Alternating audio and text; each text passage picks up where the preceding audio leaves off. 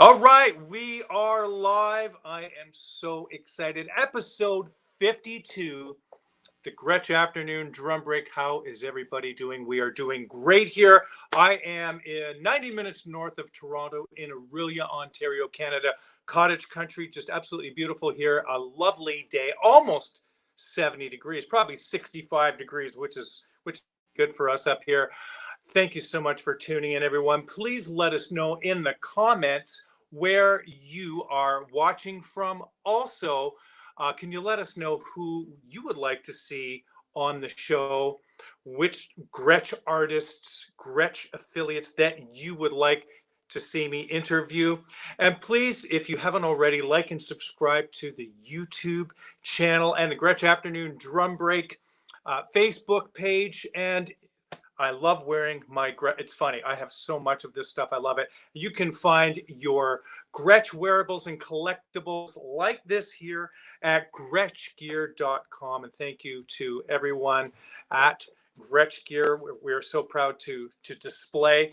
I even have my little granddaughter wearing a little baby Gretsch little onesie right now. So first of all, I want to thank today's guest, Mr. Josh Safer, for taking the time on a Friday afternoon and planning to be on the show. Thanks so much for just sharing your story and your insights. He is a drummer, a drum artisan, and the production manager of the Gretsch USA factory in Ridgeland, South Carolina.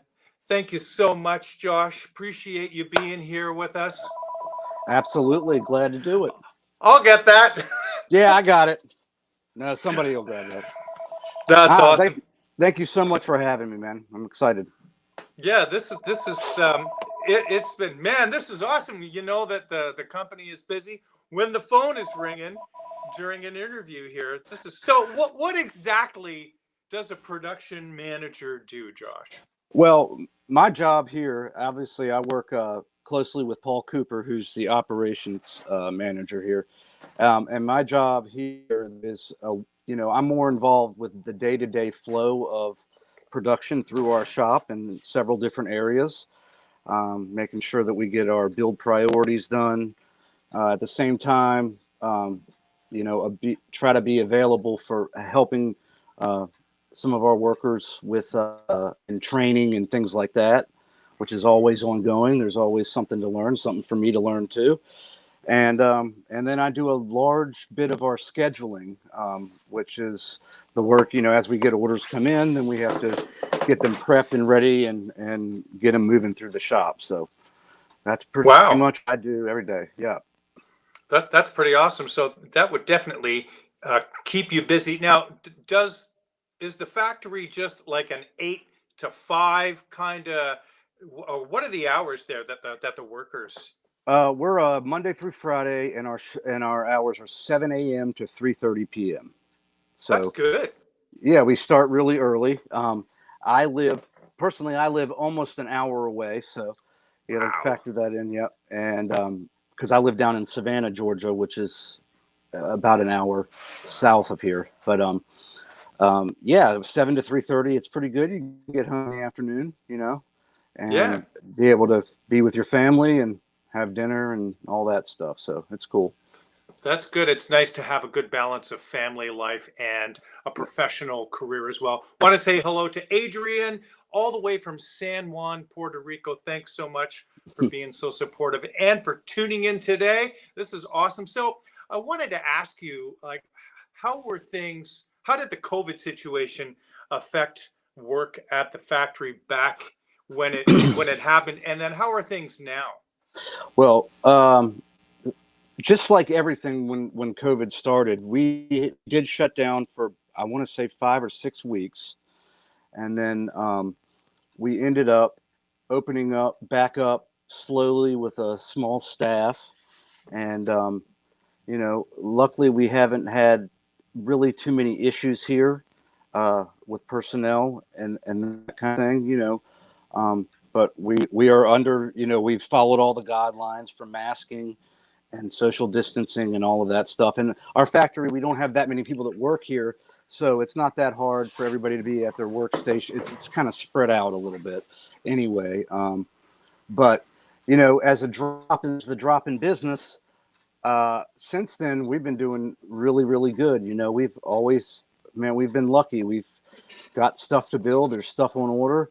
There's drums going all over the world. So we've been really lucky. Orders are good. That's good because I know a lot of folks wonder, man, like since the musicians aren't working, well, Hmm. up in Canada, we're not. I know in the US, you folks down there really got the vaccine rollout underway, Yeah. and so many more people are vaccinated. That's happening here now, but there's not a lot of work here, if any, for musicians. So I was kind of wondering across the world if Gretsch was busy. Well, it's funny. It seems like whenever there's and this is different. This scenario was different than anything else we'd ever been through, but it seems like when there's a lull in the economy or something's, but it seems like that's always the time that people go, you know what, to hell with it. I'm just going to buy my Gretsch kit. Like if you have people at home quarantining, and they're like, well, might Right. as well just, this could be the big one, so maybe we should just, you know. Yeah, Get my dream drum set. I don't know what it is, but we've kind of been lucky like that. But the shutdown and the economy and all the supply chain and everything, it has affected our ability. It did kind of set us back a little bit, but we're getting back on track. We're doing all right. that's good. I want to say hello to Dave Anania, all the way from Berlin, Germany. Oh, hey, Dave. And he's got the mothership. He plays for the Yep. Blue Man Group over in Berlin, and Yep. we also have the fantastic Canadian Gretsch drummer Anthony McKelly tuning in as well. So, man, Hello, Anthony. I recommend if anybody has an opportunity. Wow, look at this! And Chet Falzerano, the author of the Gretsch book. Everybody's tuning in to see you here Oh, today, Josh. no. This is awesome. I've used It's a lot of Chet's pressure. book many times. Yeah, no, not at all. I want to go back and ask you, when did music and drums enter your life? I was 11 years old when I started playing, and I had decided at school that I had seen the band play, and I decided that I wanted to play the drums. So, kind of wanted, and so I picked the drums to start playing, and then pretty much from that, it just kind of snowballed as a passion. I mean, that's kind of from that moment on. That's kind of what I did. I used to do a lot of sports and do all these different activities, but once I started into music and really started getting into it, that's pretty much what I did all the time. Wow. So, I went to a school that we didn't have a marching band, so we had a jazz band from the beginning, which Wow. was, so I was starting to play drum set and try to, learn basic rudiments and all that stuff at the same time. I didn't have all the which, in retrospect would have kind of been nice, but all the discipline of marching and all the chops that you can get from that. And so, but yeah, once I started, I couldn't stop. And then by the time I got to high school, I was really pretty serious. So, Wow. yeah. Did you have formal lessons as well as the school? Yeah, I took private lessons for several years from a couple of different teachers, mainly at our university in Savannah, which was at the time was Armstrong State, and they had a great teacher there named John Wacker that worked with me a lot. And then I had a wonderful band director though from at my school that I had from sixth grade really till I graduated 12th grade, and so he was a big influence on me. And I took lessons here and there and tried to get on a good practice routine and all that. So by the time I finished high school, obviously I was ready to go to college, and I went to school for music. So I Wow. ended up Where doing was that. that, and what was that experience like? Well, I had started. I went to Georgia State University, which is in Atlanta. So I moved from Savannah, Georgia, to Atlanta, and I started as a jazz performance major up there. And probably after 2 years, they have a wonderful music industry program. So I switched to music industry as my major, and oddly, I went into musical instrument manufacturing, which nobody else really was doing. So I had to kind of create my own way of, satisfying all those requirements. So I got a bug to move away from, not move away from playing, but to try to focus a little bit more on manufacturing and building. That's incredible. I never even knew that a program like that existed. I'm sure Well, it I doesn't made it for up here. yeah. Well, yeah. So it's a music industry. Most music industry programs you study, management, like music management, Okay. or recording and production. But there's a lot of different facets. There's publishing. There's all different facets in our business, and I don't know. The idea of building drums and learning how to make them, and kind of bled over from my childhood as a kid, which I still like to do this, but set different things up, take things apart, put it together, all that stuff. So I was I was lucky. I was able to do that, and I was lucky enough while I was in Atlanta, as I was doing that, to be able to find a little drum company up there. And that's where I started cutting my teeth, so to speak, on being able to learn how to build drums. So, Wow. So you've been doing this a long time, rather than you got hired on to Gretsch and had to learn from scratch, so to speak. yeah, well, everything we do here, I did have to learn from scratch, but I had experience. I worked for a little company up in Atlanta called the Bearing Edge Drum Company. And I think with Kevin Pinson, I think he may have started that back up recently. But I worked with him for several years, and he's a great drum builder, and I learned a lot. But yeah, so by the time it's a crazy thing. By the time I got to Gretsch, I thought I knew about building drums, but I had never built Gretsch drums. So I was lucky enough when I got here to be able to learn from some of the best builders and teachers that I could be around. So, yep. Wow. Yeah, and as you said off camera here, there's a lot of folks that stay at Gretsch for Yes. long periods of time, like it's not uncommon, 15, 20, 30 years Yeah, to we stay have. there. That's correct. Yeah, we have employees that have been here. Let's see. Paul's been here, I believe, 22 years. Then our office manager, Tanya Munn, she's been here, I think, 22 as well. She'll correct me later when when I see her if that's wrong. Our shipping coordinator, Tammy's been here, I want to say 12. And Barbara Fennell, I don't know if Yep. you met Barbara, but Kind of.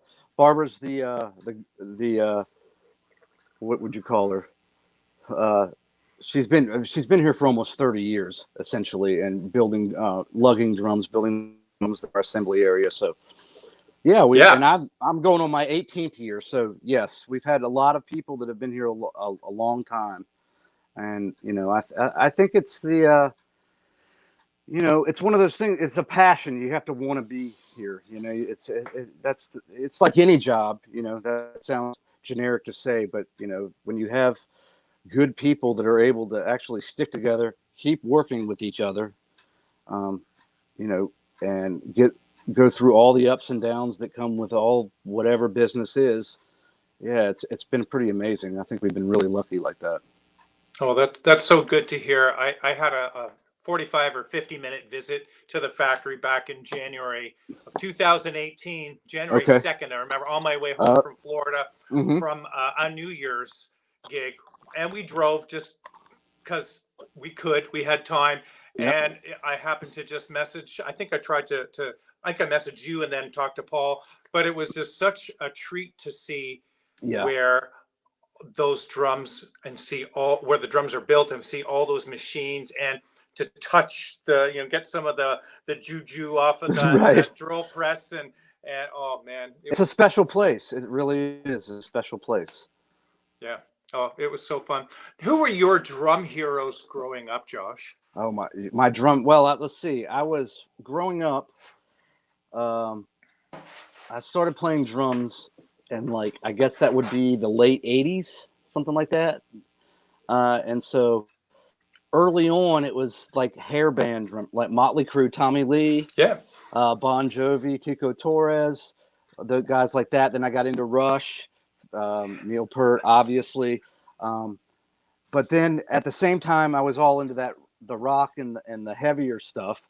At school I was doing jazz, so and we actually had we did a lot of contemporary jazz, which was really interesting. So at the time it was Dave Weckl, Steve Gadd, Oh yeah. who else at that time for me? Dave Weckl, some of the old jazz guys, Philly Joe Jones, things for me like those are some of my heroes. Obviously John, and then in the bigger picture, when I look back on it, you would have to say John Bonham, obviously. Neil Peart was really big for me, and Steve Gadd. And then there's it's just so many drummers, though. I have to keep going, actually. Must be amazing, though. Do you have many of your drum heroes come to the factory? Have you met any of or even at NAMM? You go to NAMM? Do you? Yeah, I did. Yeah, I have been to NAMM the last several years. I have met some of them. Yeah, in particular last year before COVID hit, it was really cool because I finally got to meet Matt Sorum. Oh, right. Yep, Yeah. and he is, because I'm a product of that era, and he was a big influence on me, not only from the Cult, but the Guns N' Roses, and then later with so that was a treat. But yeah, I've met some really wonderful drummers that are really, really just wonderful people. It's really cool. It's a brotherhood for sure. Yes, yeah, definitely.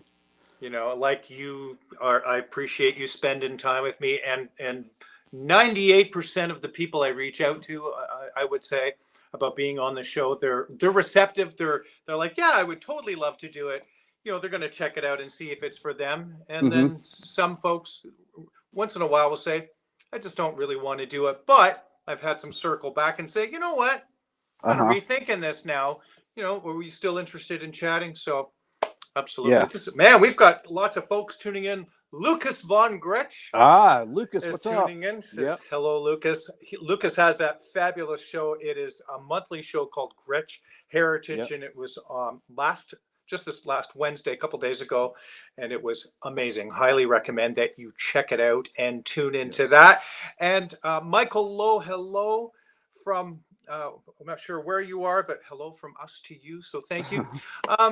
Let's talk a little bit about your musical, like you're playing when you were, not just jazz band. So what kind of playing were you doing with other human beings?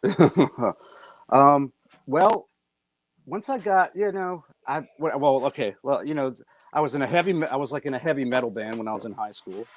And then when I went to school in Atlanta, I got into, I was in a band called Vine, and another one with different, same lineup, but a different configuration called the Old School Dropouts. And that was more of like a funk sort of jam band kind of thing. So I went down that path a while, because that's the period of my life where I was really into Mahavishnu Orchestra and all kinds of yeah, right. I can play nothing like Billy Cobham, but the music itself was a huge influence on me. So as well as him, but yeah, so I did that, and then I was really lucky. Also, when I was in Atlanta for a couple of years, I played when I was about 19. About the time I was working at the Bearing Ed, I had was able to pick up some gigs with Derek St. Holmes, who Oh, is a local guy there. Yeah, you know who Derek? He's the guy, the vocalist and guitar player, songwriter that was with Ted Nugent, and he wrote all of that stuff. right. Stranglehold, Cat Scratch Fever, all that stuff. Yeah. And that was a really amazing learning experience for me playing with him. So, Wow. Yeah, he was in that Hired Gun documentary, yes, correct? yeah, Wow. What a powerhouse yeah. But vocalist, we used man. we were playing little bars around North Atlanta, or little towns north of there. Yep. What So, a cool experience that would have been. How long did you play with him? it's hard. I want to say like on and off a year and a half, maybe something like that. That's amazing. Yeah, that Wow. was cool. And Okay. then so yeah, and then so I was kind of into avant-garde music. I mean, for a while, I'd pick up gigs, um, pay gigs to play. I mean, like for instance, I played in the Zydeco band when I was in Atlanta too. That was a cool Wow. band, and then but I was always into more avant-garde stuff. Like if I was going to be making, I like to make, I don't know, I like to make music, original music. You know, you're not going to make any money, but you get to be creative and, you know, write songs with friends. And so I did that for quite a bit. That is really awesome. So it's kind of a whole amalgam of influences from the hair bands to Mahavishnu Yeah, to that doesn't make any sense. Zydeco. Yeah, all of it. Yep. But it does. So now, what was the scene like in Atlanta compared to the music scene in Savannah? Well, it's a big place. There's a lot of, I guess, competition, if you want to call it, and there's a lot of great players up in Atlanta. Was lucky that I was able to be, I guess, decent enough to find work when I needed it. You know, I was busy with schooling obligations, other things, but that was one thing. I was gigging pretty regularly up there. That was one thing when I moved back to Gretsch to be Savannah. I was worried, I'm not going to have enough gigs and blah, blah, blah. And then that absolutely wasn't true, because Savannah being my hometown was, you know, I moved back and I met some people and I just got right into the scene. And Savannah has a really great music scene.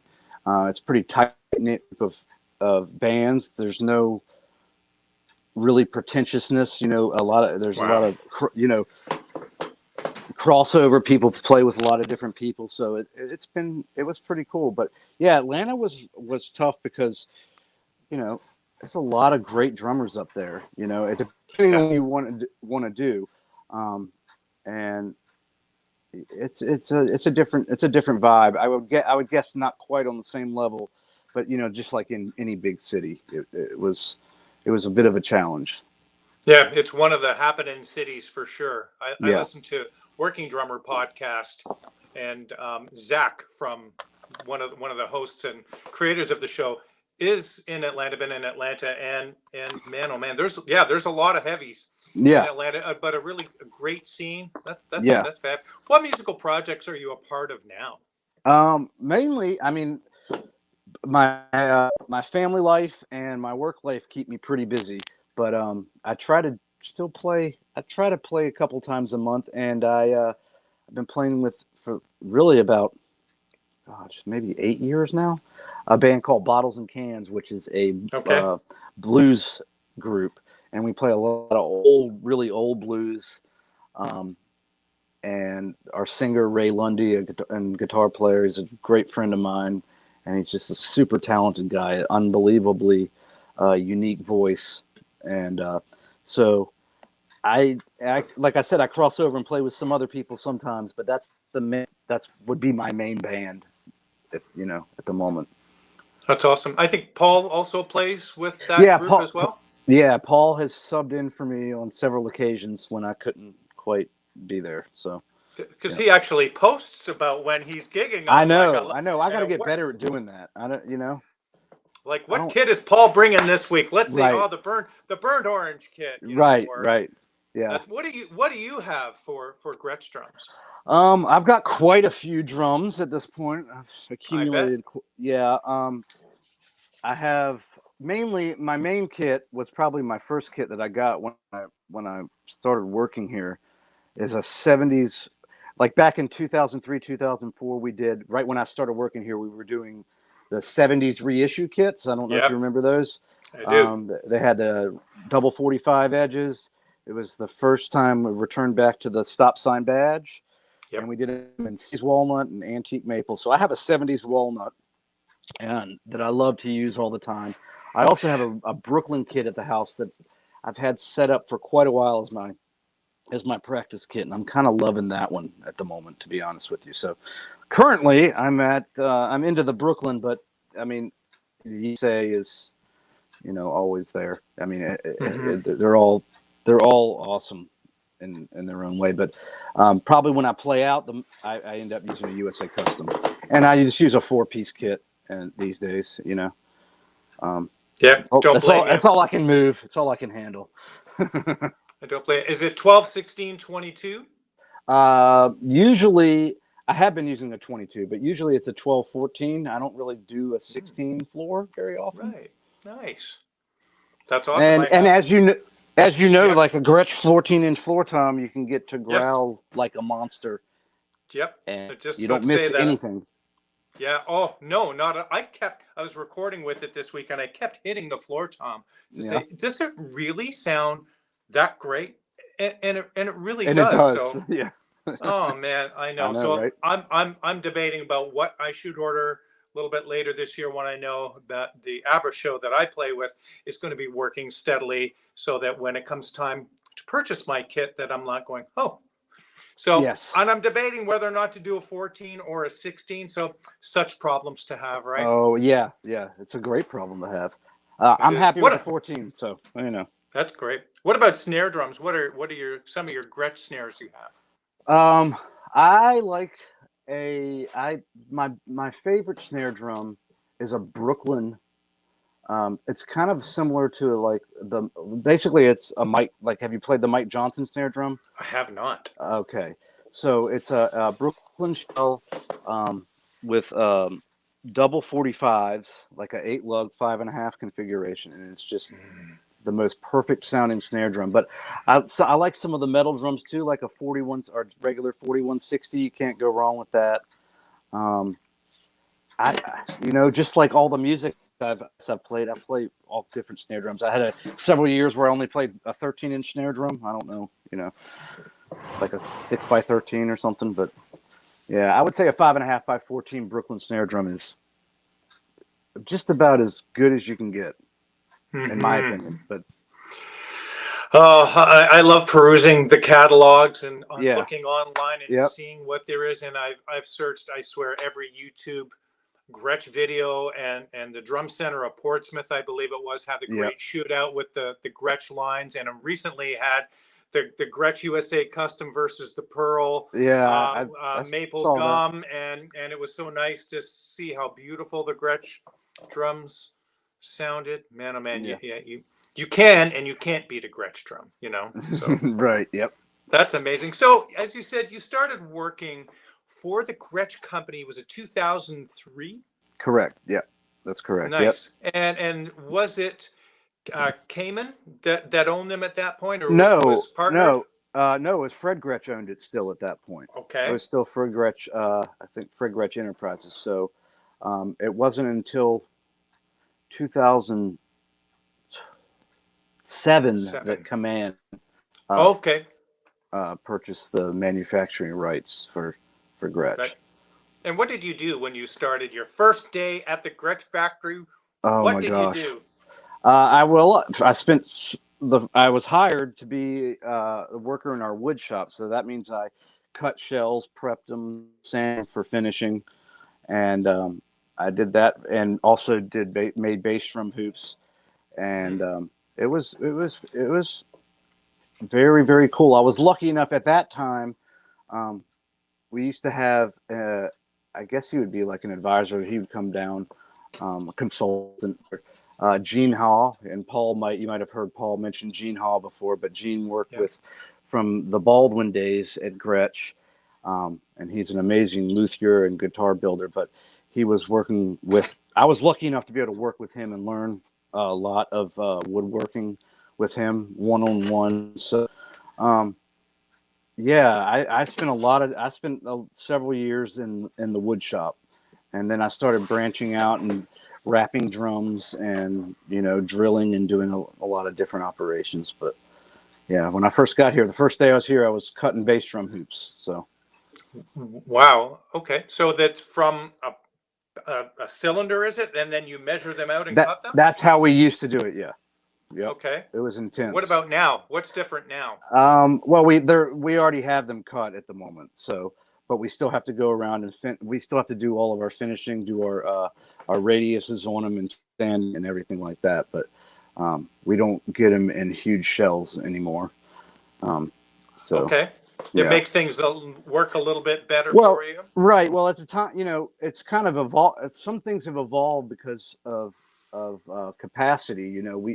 When I started working here, I don't know, we're making. I want to say I don't know how many drums a day we were making. We weren't making as many drums. We had 7 people that worked here. And now, and now we're up to, and that we might have had 7 people actually. Now that I think back on it, when Command purchased us as well, and we were making 9 drums a day then, or something like that. So That's crazy. 2 kits.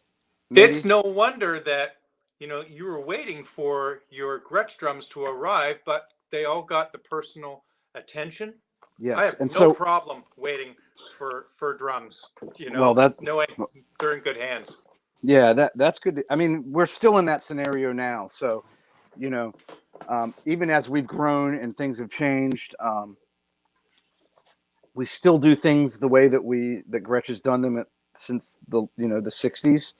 So, try not to cut corners with a lot of our methods, and that takes time.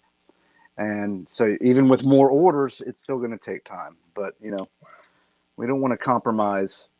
People want Gretsch because of what it is, and that's part of the rest, so to speak. And we're not gonna alter that. It's their forever kit for the most part. Yes, it really is. Yep.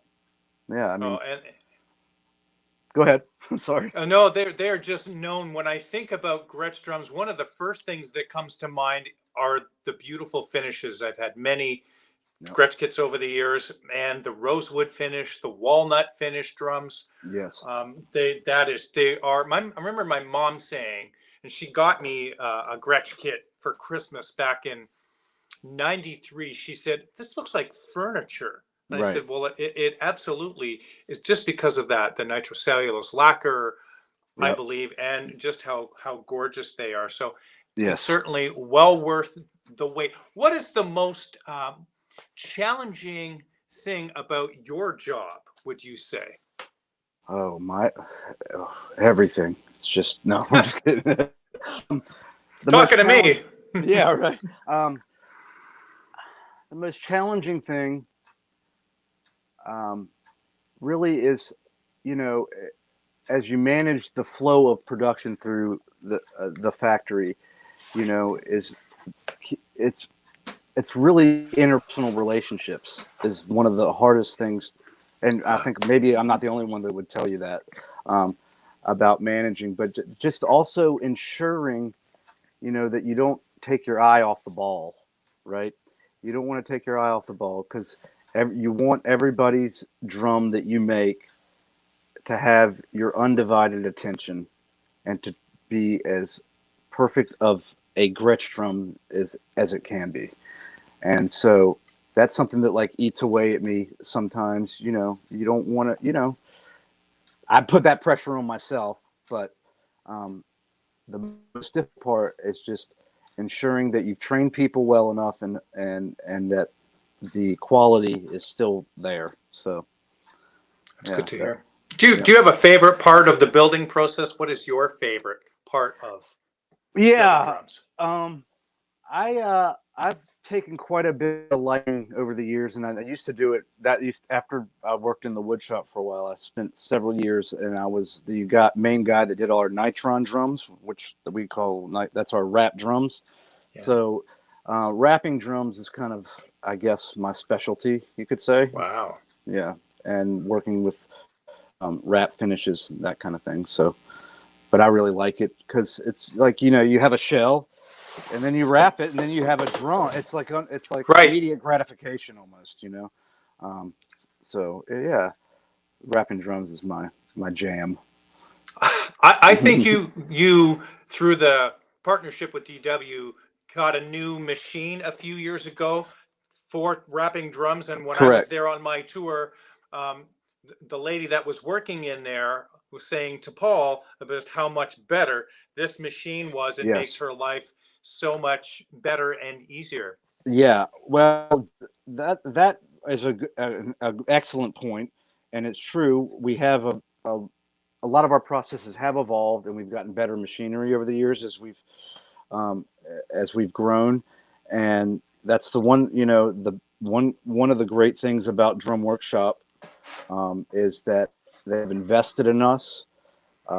and they have really, really, really come to the table and helped us and given us the tools that we need to really knock it out of the park. So That's good to hear. yeah, yeah. Us Gretsch guys were nervous. I'm not going to lie to you. We I really remember. were.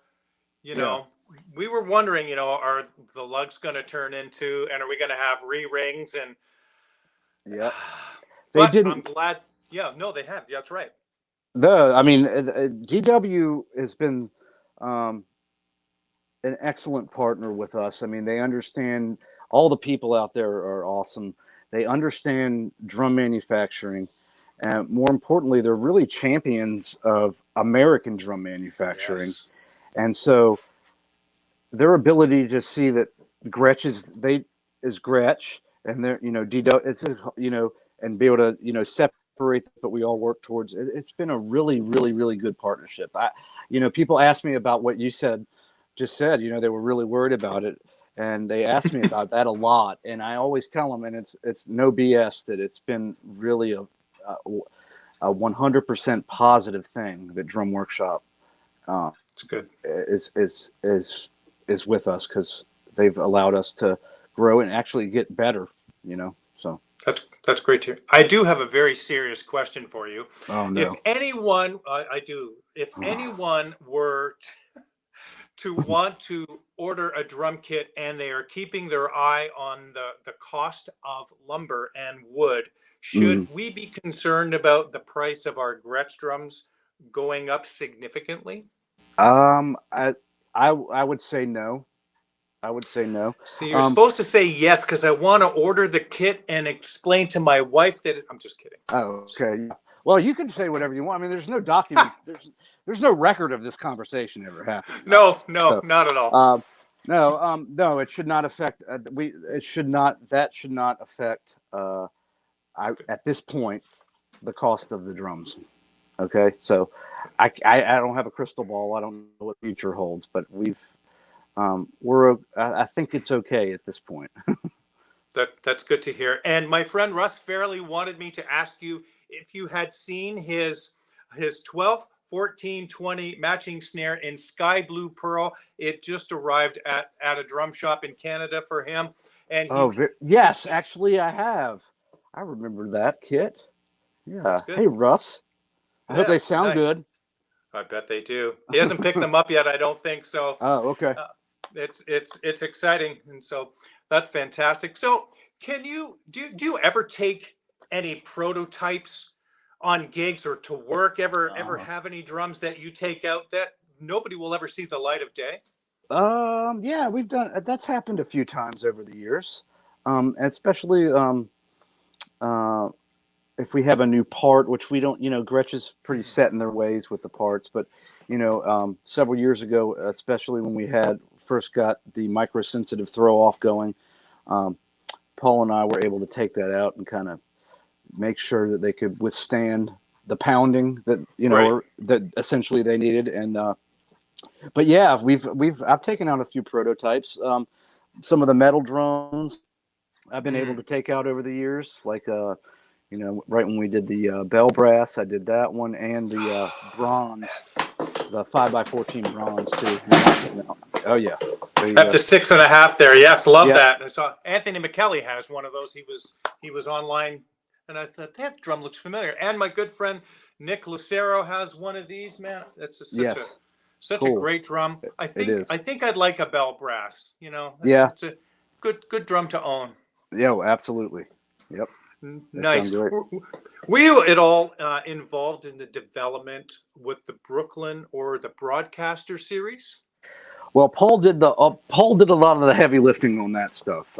Obviously, I've been lucky enough that Paul actually relies on my opinion or appreciates it Sure. and hit me my input. So, um, yeah, but um, those were really his babies that he developed, and I was really helpful, I think, with him on that, on some of the technicalities of how you wanted to um, configurations and things like that, and finishes. But um, he really was the guy that spearheaded those particular lines, and was able to get those shells developed.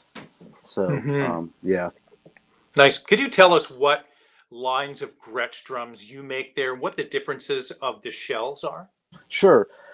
So obviously there's the USA Custom, the classic USA Custom shell, which has been the same for we're going on what 60 years or something now. Wow. It's a maple gum shell, 6-ply, right? And so that's the classic Gretsch sound, which is the classic drum sound, really. Then we came out. So we do USA Custom, Brooklyn, and Broadcaster. So that's the USA Custom.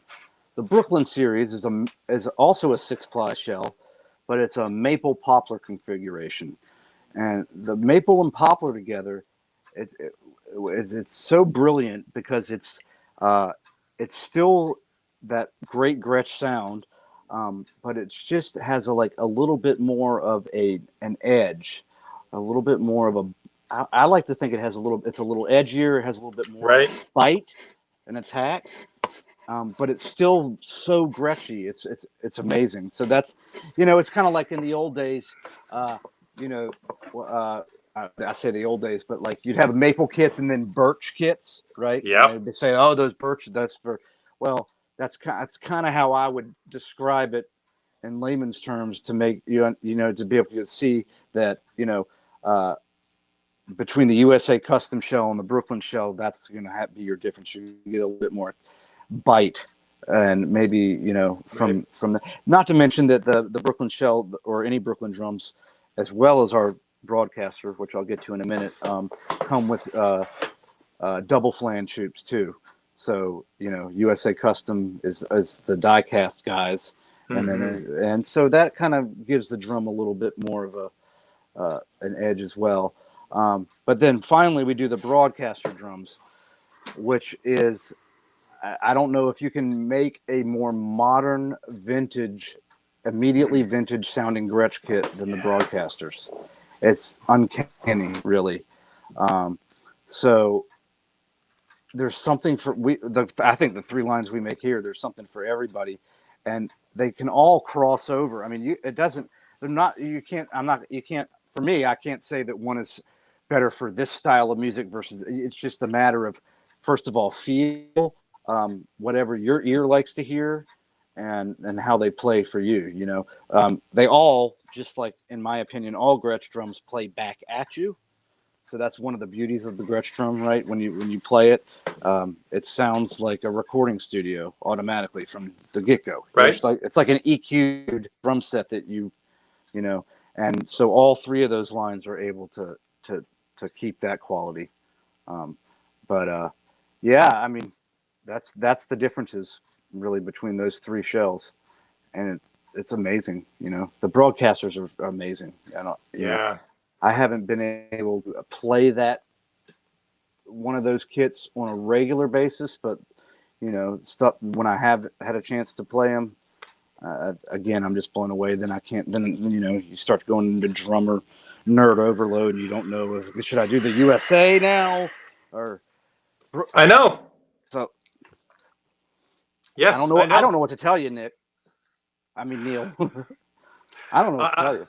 I think I just need. I've played the Brooklyns and many USA kits, but I've never played a Broadcaster kit. I've been chatting with Mike Fasano quite a lot over the last little while, and he's the best guy, and he's been giving me his 2 cents worth. And I know Chad Melchert owns all 3, I believe, and he is also really likes them for what they do individually, plays the Broadcasters a lot. So I think I need one of each. What do you think? That'd be good. That's a great idea, Neil. I think it is.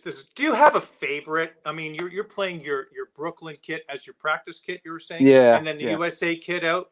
Yeah. You just like them all, correct? Yeah, I really don't. If you asked me today, I would say that the Brooklyn kit's my favorite, but that's just because I'm kind of digging that right now. I mean, it's like I said, it's hard to say what my favorite is. Wow. I like them all. I'm a little biased, I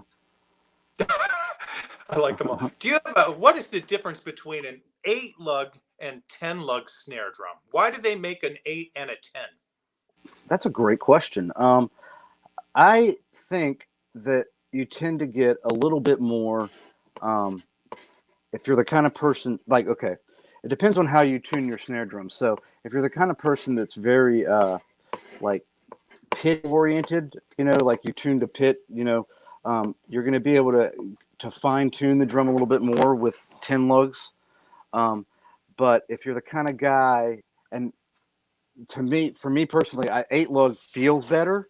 Yeah. It's a little bouncier, and I'm also the kind of snare drum tuner that I like to crank them, not snare wires, but I'm saying just the heads, The crank it heads. up and go to town. So an 8 lug that seems just right to me, but it's a matter of feel. I find that the 10 lug for me can get a little out of hand. It's just there's just too much going on there, too much to have to worry about as far as the tuning, and for me, I don't need that many options. I need to keep it as simple as possible. But Now 13-inch snare drums are not popular. And you can certainly order them yeah, from the Gretsch lines, but just curious as to, because the Mark Schulman drum was offered a few years back, and that okay, was in a 13 by 6, I think it was, and also a smaller, I think it was a 12. And I love 13-inch snare drums, yeah. like you were saying a little bit. I just love them. They fit so perfectly in between the two rack toms. I like two rack toms. Oh, I hear you. Yeah. And I just love a 13. Do you ever see that coming back as kind of a specialty, or who knows? Well, it's interesting. I mean, our metal snare drum offering has grown so much over the years. I mean, Right. I think we have one of the, again, I'm biased, but I think we have one of the best selection of metal snare drums and sounding metal drums out there. And particularly our Brook snare drums, we do a 7x13 in the Brooklyn. It's our GB4163S. It's a steel drum.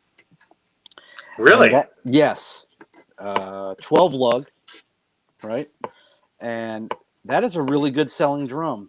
I mean, just from orders that we get, not only domestically but all around the world, that's a great sounding drum. So I feel like the 13 does still have its place. Occasionally, we are asked to build wood drums with kits or whatever, but that 13 has really been a great seller in the Brooklyn line for us. So what would that be good for? Just an all-purpose snare all drum? good all-purpose snare drum. Yep.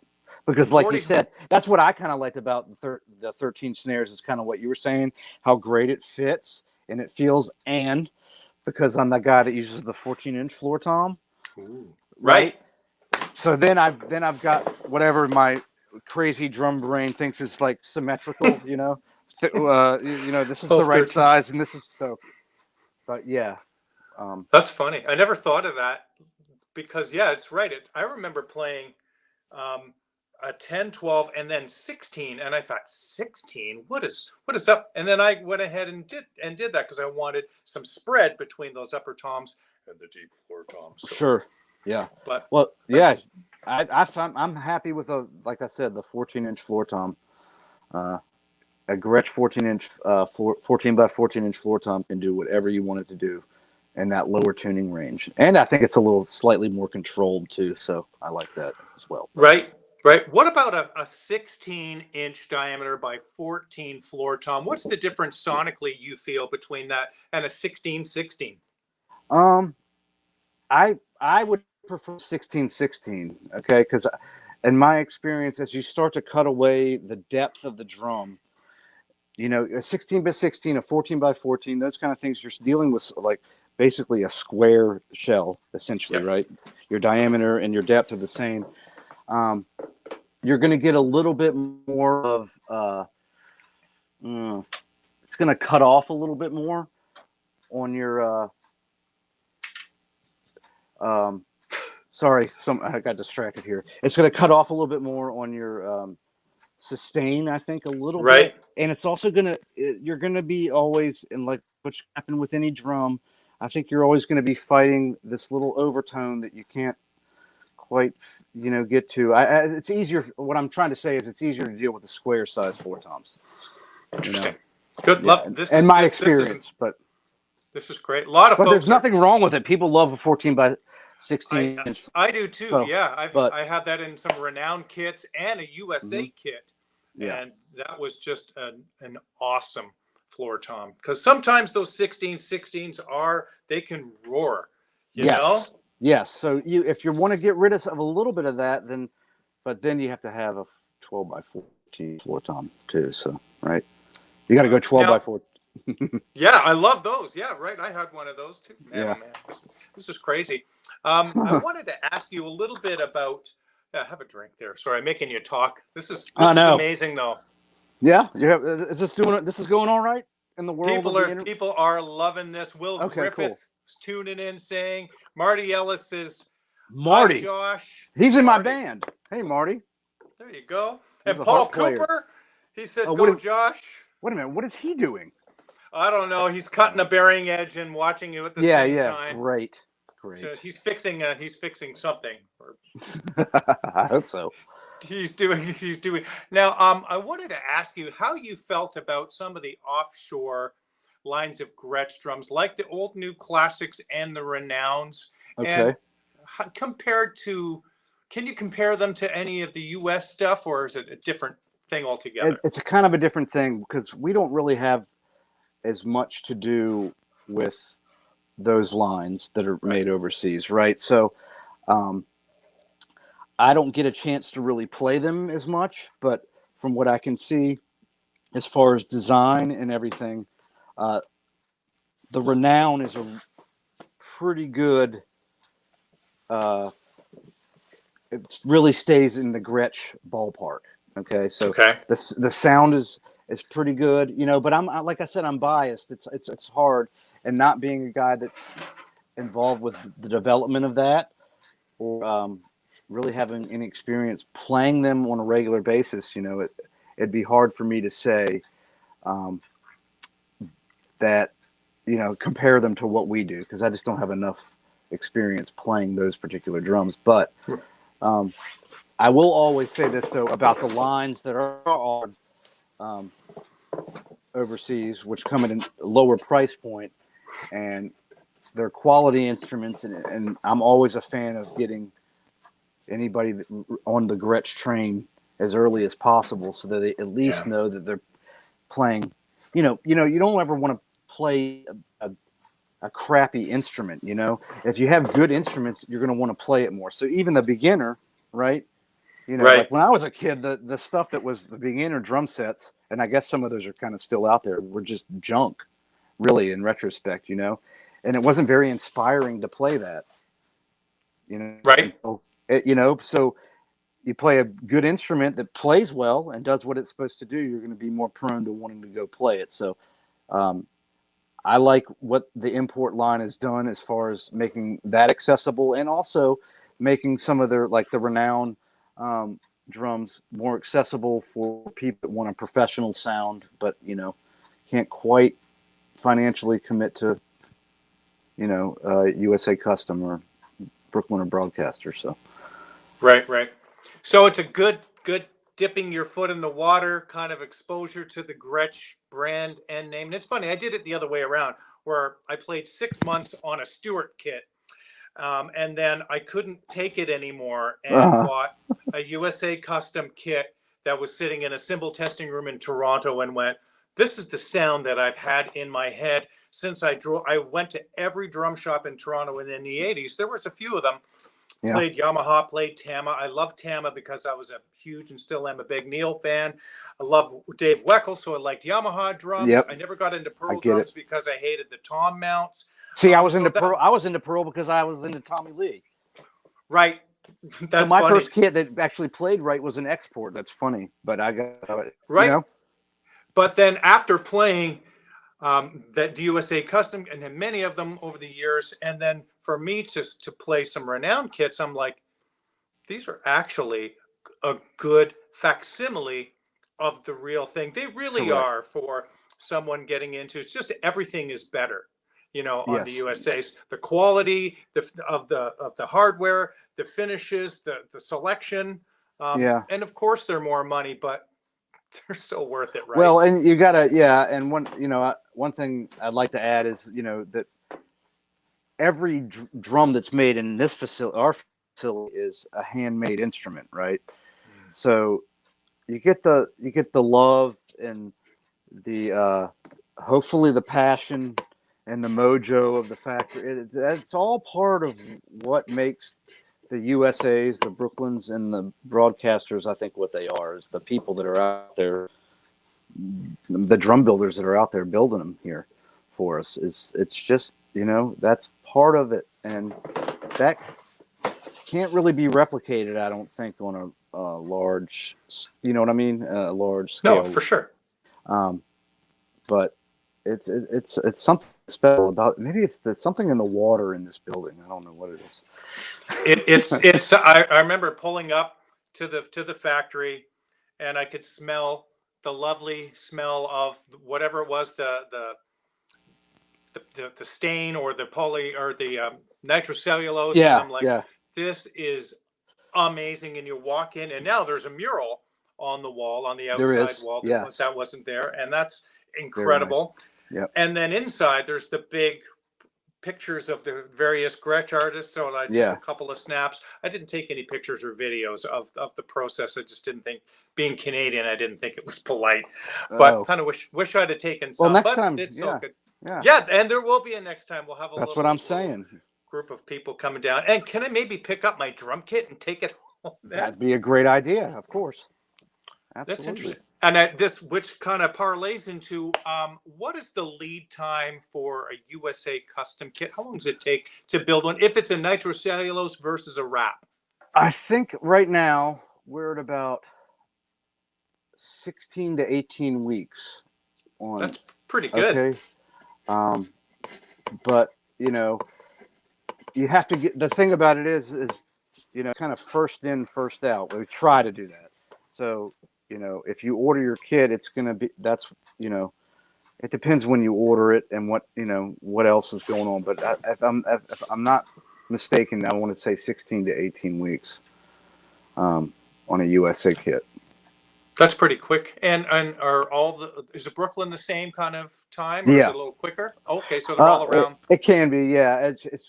We have several more. This factory tries to satisfy not only the international market, but also obviously take care of our domestic dealers as well. So, priorities kind of change or fluctuate throughout the month. But yeah, I would have to look back at what the quoted, because I'm not one of the sales guys that sells them. So, but I would say they're all about roughly the same. You might be able to get a Nitron kit a little bit faster, more in the 12-week range. Yes. And then satin probably falls somewhere in between there. So, interesting. What is there's a bit of a fallacy I've heard between the durability of a wrapped drum versus a lacquered drum. Like some people say, well, I want a wrapped drum, but it might be a little bit muffled because of the wrap that's on the shell. Is that a lot of baloney? Paul, no, kind of, yeah. I mean, Paul and I have talked about this quite a bit, actually, and sonically, the amount. I mean, I would say probably from a physics standpoint of sound, I'm sure there is some dampening that occurs when you wrap something around a drum shell. However, sonically, what you can actually hear between an 8x12 wrapped US custom tom and an 8x12 lacquered USA custom tom, there's really no sonic difference. So yeah, I mean, people muffle them anyways. They put stuff on the drum exactly. to Well, muffle. You know what I we mean? still offer our vintage hardware. People still order mufflers installed. So I love it. I've got some USA drums that have. I love it. I've got the Pratt muffler. I think I'm going to be sending this bass drum down to get some Gretsch love done to it, and it needs a Pratt Okay. Some pieces are missing and whatnot, but I love the mufflers. They're so you want a dead snare drum? Here we go. Let's turn Yeah, that. I specifically like them on snare drums. I like open toms better, you know. Yeah. Yeah, so I mean, I don't really feel like I need them on any of my toms personally, but you know, to each their No, own. That's why we have. That's why we offer. That's why there are options. You know. it's interesting. What about direct to shell? There's a bit of a trend the last little while of people going Hmm. direct to shell and foregoing any kind of suspension mount. What's your take on that? Well, all of our drums, all of our drums, yeah, come with a GTS. Okay, like a a Yeah. traditional rims type. Um, Personally, I like direct to shell. It doesn't seem to bother me. I like it for this is my opinion, just for a lot of reasons. Number one, um, they fit into drum cases better. Okay, they're Right? easier to move. I mean, that's the obvious one. Also, sonically and for setup wise, um, I was I wasn't for me. I could never get used to the feel of the suspension really, um, and and the way that I set my drum set up, which is like basically everything on top of itself, um, it was just easier and more efficient for me to have it right to the shell. And sonically, I can't hear a difference. You know? No, I mean the classic records were made with those direct and probably the rail mount on in some cases in those old 60s Yeah, drums. So yeah, yeah. Right. pretty crazy. And the last little opinion question. I mean, you're an expert at this. This is stuff that people fight over on different drum forums and Oh, okay, whatnot. sure, yeah. It's just it's bananas. So, what about having a virgin bass drum versus having a tom mount? The bass drum, again, you stuff the bass drum quite often, or have some kind of muffling in it. Do Hmm. you prefer having the tom mounted on the bass drum? Is there a difference sonically in your opinion? No. Yeah. The short answer is no. I, what I like, well, I mean, I can't be the only one. What I like is the ease of setup, right? So Right? Yeah. if you have a tom plate on your bass drum, then I can easily mount my tom off my bass drum. Um, I don't like generally. I don't like the feel personally of a rack tom coming in from that angle on a cymbal stand. It doesn't. I can get it where I want it, but it's not quite there. And I don't know. For me, I love having it mounted right off the bass drum. I don't see there's no. I mean, you can make a great sounding record with it mounted right off the bass drum. I would guarantee you. You know, a Gretsch drum kit with a tom plate on it is going to sound. The bass drum's going to sound the same. Right. There's been that trend for flying the toms for many years, and I was Yeah. chatting with Paul DeLong about that. And I have a 57 kit here, and it's got the toms mount, and I set them up and went, "This is so comfortable." And I have Yeah. this little setup here where the toms are on a Right. stand, and it's okay. But if I'm not looking at the toms, I want to go back to where the toms are a little bit further to Right. my right. So Yeah. interesting. So, is there anything in the works that you can maybe allude to? What is coming down the Gretsch Um, pipeline? Anything? Not at the moment. You know, we're kind of staying the course here. Obviously, there's some research and development, some new products will be coming out, but um, I'm not really at liberty to talk about those at the moment. But Very good. you know, That's a but we have started to open up, which people should know, some of our finished possibilities on our micro kits and things like that. So you should be able to right. you'll start seeing that go around where you can get a different finish besides just the white marine pearl and all that. But you know, that's about it for right now. That's pretty awesome. And how are the new snare drums, the Gergo drum and the Keith Carlock drum? How are Yep. those? Those are, I think they were on back order. You couldn't get them, and there was a significant wait. So Yeah, they seem there still is. We started production on those. So I would say round one has gone out, and we are, awaiting more materials. And then once that happens, we'll get into round 2, and they should be more widely available. I would think probably by the summer, looking at July, August, something like that. Wow, that's amazing to hear. Is there a part of the world that orders a lot of Gretsch drums that you're surprised?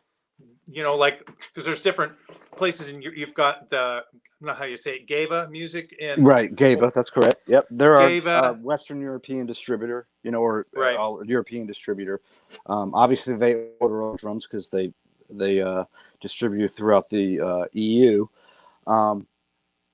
It's amazing. You'd be amazed at how many drums places like Japan and China order. Really? Yes, but then I mean, it's a lot. It's unbelievable, really.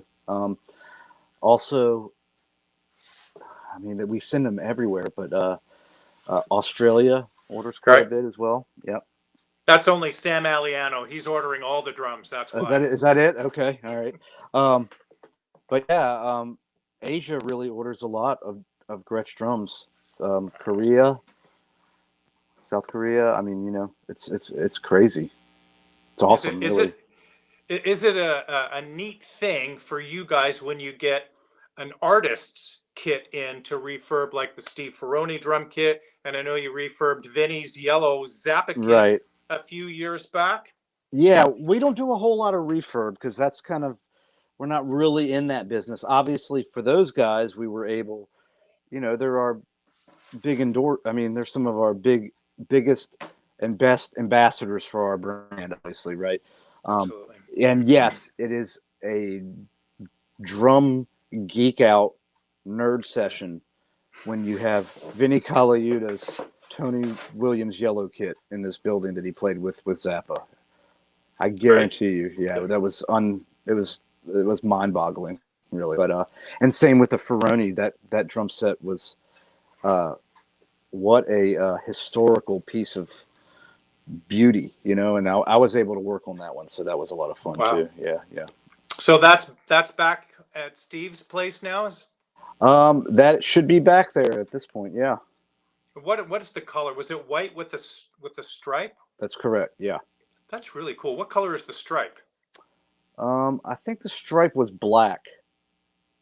Just was it a piece of wrap? Was it inlaid at all, or was it just a piece of wrap? It was 3 separate pieces of wrap that you had to create. It wasn't like a printed. Right. You know what I mean? They had to do it manually, which is kind of how we do a lot of stuff around here. So, if I did that, would I play like Steve Ferroni? I can't guarantee that. You know the answer to that. Neil, you know the answer to that. Sorry. I mean, we can't. The pocket, the feel, we can't. It's crazy, right? We all can't do that. How many times have I said right? This is exciting for me to chat with you because you've had such a great experience with building drums, working for an iconic drum family and making incredible drums year after year. And I remember, I think it might have been Harry Cangany saying that they're making super high quality drums now. People were like, "Oh, I only want 80s Gretsch drums." And I'm like, "Yep." Well, I'm telling you, you're missing out, and the word is out on the street, man, that now you guys are making incredible drums. Yeah. Oh, I'm glad to hear that. That makes me feel good. We've definitely made some strides around here, and I think really Paul Cooper has really been, over the last 22 years, has brought the quality of Gretsch back, in my opinion, to where it really is sustainable like that. And I truly do believe we are making really, really great drums at the moment. So it's nice to hear. Is there a cloning room back there to clone Paul Cooper and yourself so we can keep this going on? Not yet. We'll But get that may Paul be, to build one. but that may be one of the new things that's coming out. No, I'm just kidding. It's no, unfortunately not. But hopefully Fantastic. we'll both be here for a long, long time. So Yes. and we'll be lucky enough to be here for longer. So. Is there anyone that has ever ordered a drum kit says, I want Josh and Paul to build my drums? Has anybody ever requested that? I don't think so directly. People ask to have, um, some people have asked to have Paul sign their drums or want to make sure that Paul knows that he needs to build their drums, or make sure that that I know that, nobody specifically has. Why? Do you want us to specifically build your drums? Yeah, I do. No, your staff there is incredible. Everybody is. Yeah, is I trust more these than- guys. I trust my guys out there to do it. So, but yeah, And how many people work there now? God, we are at, I think we're at 17 people. It's a far cry from. And how many drums a day would you say, or per week? Per week, let's see, we Yeah. probably do anywhere from 150 to 170 drums, something like that. Wow. A week, probably between 30 and 40 drums a day. And to put that in perspective, I can tell you several years ago, at the time we got bought by Command, there were 7 people here, and we were doing 9 drums a day. So, Incredible. Yeah, it's been really amazing. That's Mike Fasano has joined us. We were just talking about him maybe 15 minutes ago, and he says this era Gretsch are making the best drums that he's played, and absolutely, they thank you so much, Mike. Yep. So what lies ahead for you, Josh, for the rest of this year and beyond as a drummer, and also with Gretsch? Well, I'm hoping that the gigs come back. It seems like, at least in Georgia, where I live, which was a quick state to kind of open things up anyway. But it seems like with the vaccinations, it looks like things are picking up a little bit. So I hope to have a few more gigs.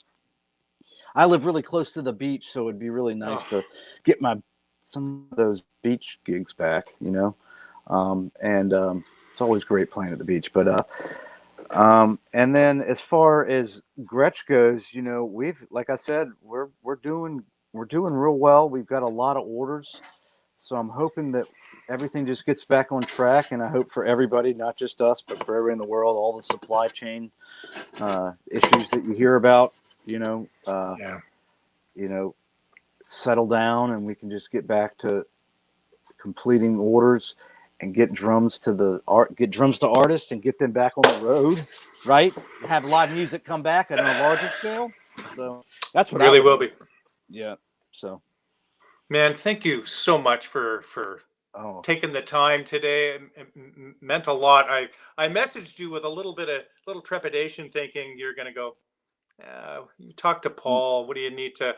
I wanted your perspective, because Paul is a hands-on guy too, but you're boots on the ground kind of guy. And man, you've got so much experience, and you are always wonderful to me whenever we have had any kind of dealings with any gear and whatnot, and you always answer me quickly. So for that, thank you so much. And, you're welcome. Neil, thank you so much for having me. It was a pleasure. I was immediately, when you asked me to do this, I was excited to do it. I appreciate it so much, man.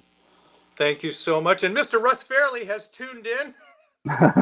he's actually just saying that he's excited to play his USA customs that you all built down there. So thank you, everyone. Thank you. Appreciate it. Thank you, Josh. Everyone stay safe. And we will see you next week, 2 p.m. Eastern Standard Time, for episode 53, the Gretsch Afternoon Drum Break. Take care, everyone.